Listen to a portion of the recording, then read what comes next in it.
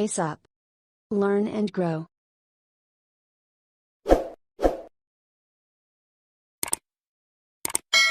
Hello friends, welcome to our channel Pace Up.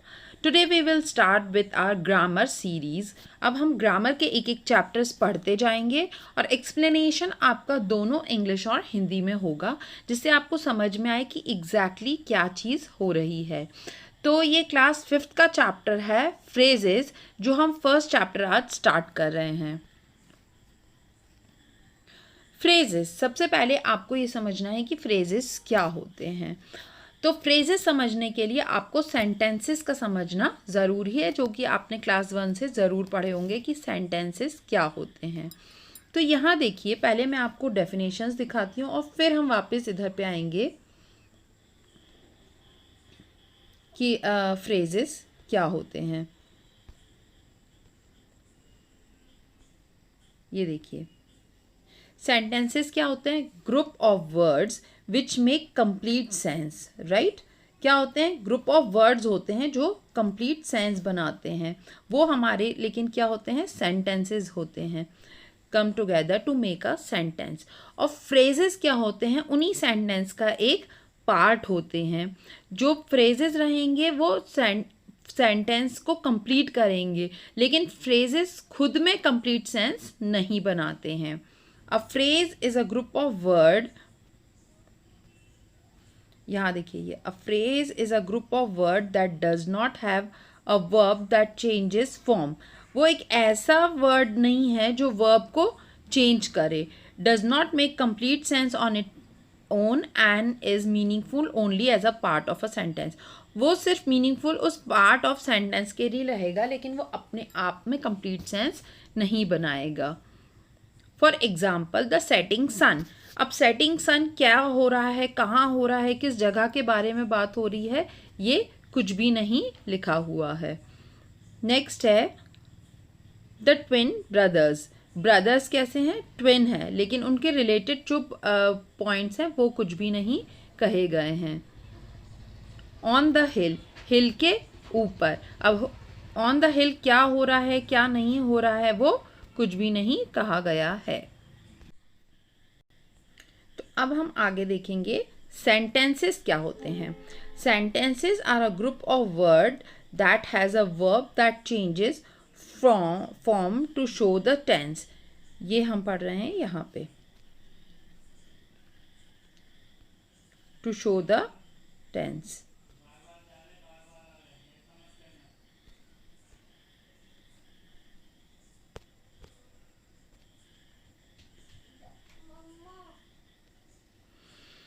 And make the complete sense of its own. So a sentence is a group of words that has a verb that changes form to show tense. A sentence make complete sense on its own. और जो sentence है वो हम अपने आप में एक complete sense बनाएगा। और ग्रुप ऑफ वर्ड होता है जिसके अंदर एक वर्ब भी होता है। वर्ब क्या होते हैं? एक्शन वर्ड्स होते हैं। That changes form to show tense. Tenses को शो करने के लिए वो अपना फॉर्म चेंज करता रहता है। अब देखिए, अब हम एग्जाम्पल्स देखेंगे इसके। द सेटिंग सन, ऊपर अपन ने देखा था setting sun was seen in the west. अब ये कंप्लीट हो रहा है कि हमें कहाँ दिखाई दे रहा है? वेस्ट में दिखाई दे रहा है। The twin brother are good dancers. Twin brother लिखा था ऊपर, अब वो क्या है? अच्छे डांसर्स हैं, good dancers. The goats are grazing on the hill. अब भी वहाँ ऑन द हिल अकेले से हमें कुछ नहीं समझ में आ रहा था। ये ऑन द हिल था, ट्विन ब्रदर था, है ना, फिर सेटिंग सन था। तो लेकिन अब यहाँ पे कंप्लीट सेंटेंस उनके बन गए हैं, है ना। अब हम आगे इससे रिलेटेड कुछ सेंटेंसेस देख लेते हैं इनके। अब यहाँ पे देखिए, एक एक्सरसाइज दी हुई है आपको। ये आप देख पा रहे होंगे कि ये एक्सरसाइज दी हुई है। write S for the group of words that are sentence and P for those are phrases. तो हमें P उसके लिए लिखना है जो phrases हैं, और S उसके लिए लिखना है जो sentences है। The first prize was won by our team. तो इससे पूरा समझ में आ रहा है कि फर्स्ट प्राइज किसको मिला है? हमारी टीम को मिला है। तो ये सेंटेंस है। द राइप ऑरेंजेस, ऑरेंजेस कैसे हैं, पके हुए हैं, तो ये क्या है, फ्रेज है, क्योंकि इसके बाकी का नहीं पता कहाँ के पत्ते पके हैं, घर पे रखे हैं, खेत पे रखे हैं, मतलब इनकम्प्लीट सेंस है। The fish in the aquarium, the fish in the aquarium, ये जिसने भी कर रखा हुआ है ये गलत है, ये सेंटेंस हुआ है ना। Too much exercise can sometimes be harmful, बहुत ज़्यादा एक्सरसाइज हार्मफुल होती है, तो ये सेंटेंस है क्योंकि ये कंप्लीट सेंस बना रहा है। Painting portraits is my skill, हाँ मैं क्या अच्छे से बना लेता हूँ, पोर्ट्रेट्स अच्छे से पेंट कर लेता हूँ। द ब्लरिंग लाउड स्पीकर, ये फ्रेज है भाई, कहाँ का लाउड स्पीकर है, कहाँ लाउड स्पीकर है, कहाँ पे वो ब्लैरिंग हो रही है, वो नहीं समझ में आ रहा है। The elderly people meet in the park, की 7th वाला सेंटेंस मैं पढ़ रही हूँ, तो ये कहाँ मिले वो लोग सब, तो ये कंप्लीट सेंस बना रहा है पार्क में, तो ये सेंटेंस है।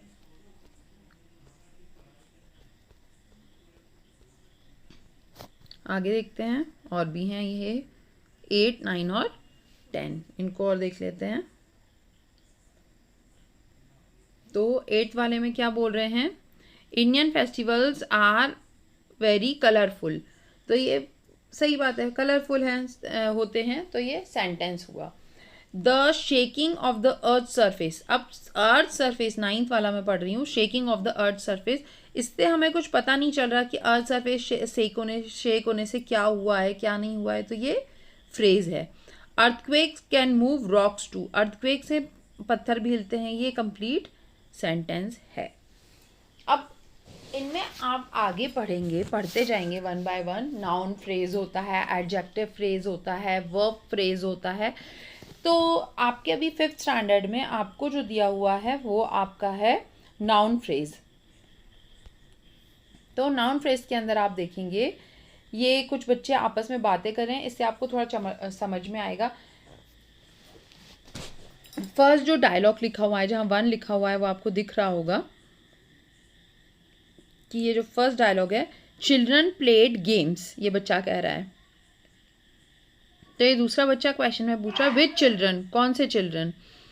तो थर्ड, ये फर्स्ट वाला बच्चा आंसर दे रहा है थर्ड पॉइंट में, the preschool children played games.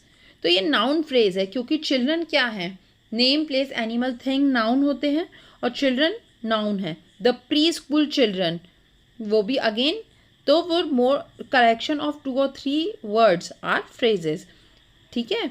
The pre फिर which games, the preschool children played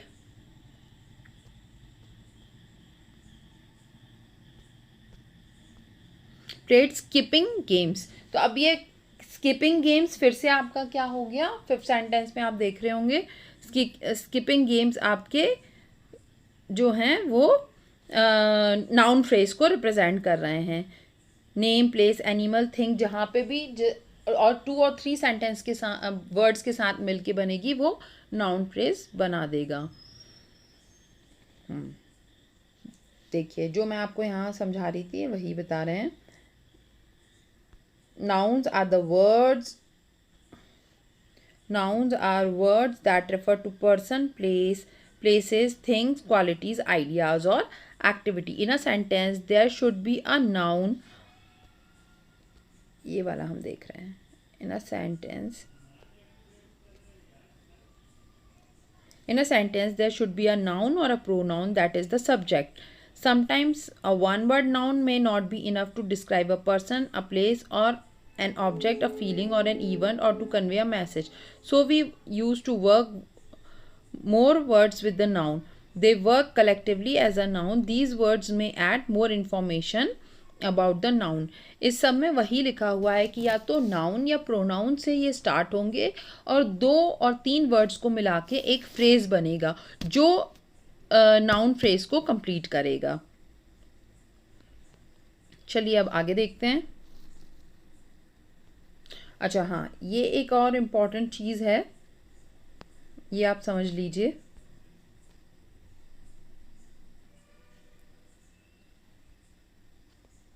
ये हम देख रहे हैं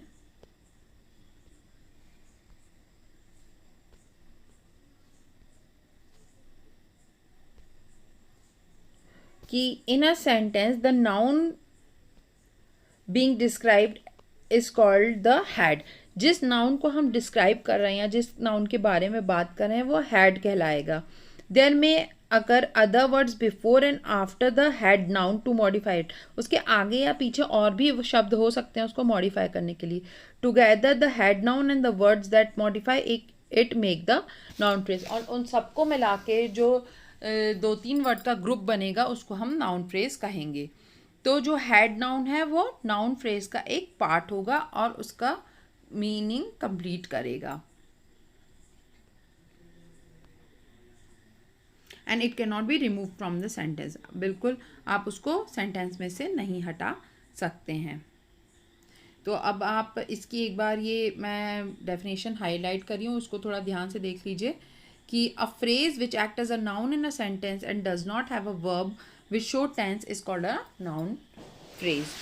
तो जो फ्रेज है जो नाउन की तरह बिहेव करेगा सेंटेंस में और जिसमें वर्ब नहीं होगा, does not have a verb, action words नहीं होंगे, which shows tense is called a noun phrase.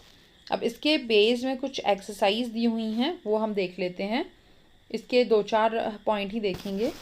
Circle the words which tell more about the underline noun and modify them. तो हमें जो सर्कल किए हुए हैं वो हमें नाउन्स बता रहे हैं और जो उसको मॉडिफाई कर रहे हैं उनको हमको अंडरलाइन करना है। About the underline nouns and modify them. Circle the word that tell more about the underline noun. जो नाउन ऑलरेडी अंडरलाइन दिए हुए हैं उनके बारे में जो हमें वर्ड्स बता रहे हैं हमें उसका पढ़ना है। Beautiful red flowers they are blooming everywhere. Flowers कहाँ कैसे हैं? ब्यूटीफुल रेड हैं। The blue racing car reach the finish line first. तो ब्लू रेसिंग कार, सेकंड वाला पढ़ रही हूँ मैं।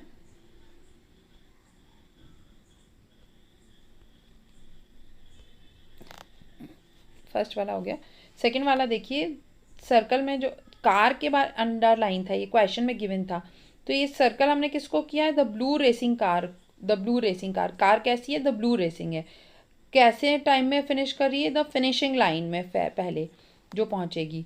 ठीक है। अब थर्ड वाला देखिए, the grey heard sick man. Man कैसा है? ग्रे हेयर्ड, सिक है, बीमार भी है, स्लीप्स ऑल डे। ठीक है। प्लैनेट्स पे अंडरलाइन है तो all the planets orbit the sun, fourth वाले में। अब फिफ्थ वाला देखते हैं।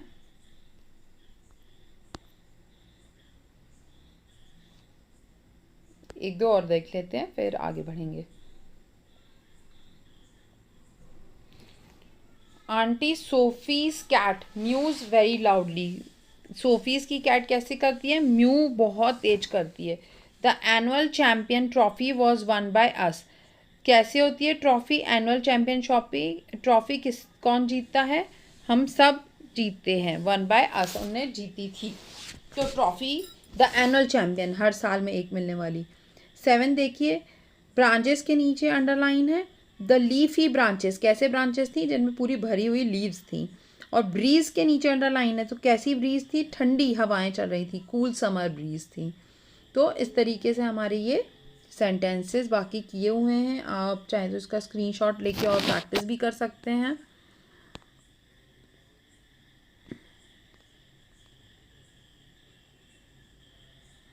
ये कुछ ऐसी एक्सरसाइजेज हैं जो ऑलरेडी कर रखी हैं और इसमें वर्ड्स गिवन हैं, मतलब ये आपको फ्रेजेस दिए हुए हैं और according to the requirement of the sentence आप उसको फिल कर सकते हैं। यहाँ पे एक सीन बना हुआ है जो सर्कस के टेंट का बना हुआ है और उसी के बेस पे सेंटेंसेस हैं और इनको आपको फिल करना है। और नेक्स्ट जो डी एक्सरसाइज है, आई थिंक सी आपने पूरी ये ले ली होगी। जो डी एक्सरसाइज है, डी में आपको आर्टिकल्स यूज करके नाउन फ्रेज बनाने हैं, ए, एन और द वेरेवर रिक्वायर्ड, और आपको सेंटेंसेस कंप्लीट करने हैं। अब जैसे यहाँ बच्चे ने लिखा हुआ है 4th में, the blue jacket is my father's, तो ब्लू की जगह आप ब्लैक कर दीजिए, है ना, या अ ब्लू जैकेट कर सकते हैं।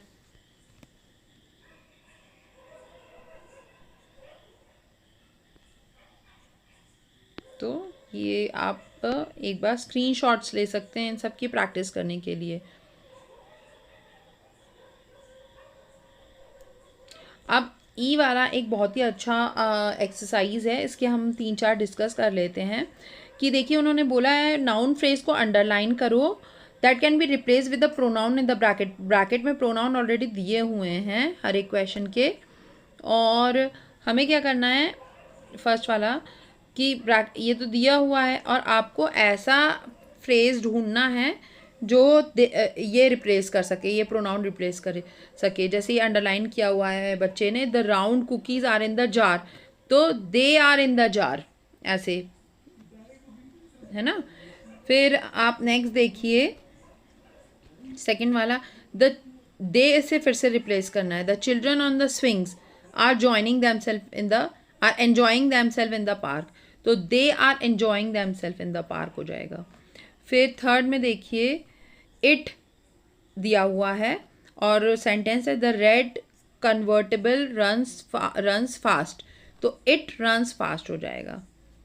फिर the gentle and caring miss Sahu loves the children for her class, तो शी से हमें रिप्लेस करना है, तो she loves the children of her class. तो ये पूरी जो उनकी प्रॉपर्टी है, तो ये जितने भी हमने निकाले हैं ये सारे क्या हुए हैं, नाउन फ्रेजेस हो गए। Fresh hand pick cherries they are sold by the fruit seller, तो दे हो जाएगा इसकी जगह, they are sold by the fruit sellers. तो जितने भी हमने लाइनें खींच के निकाले हैं वो सारे क्या हो गए, नाउन फ्रेज हो गए हैं।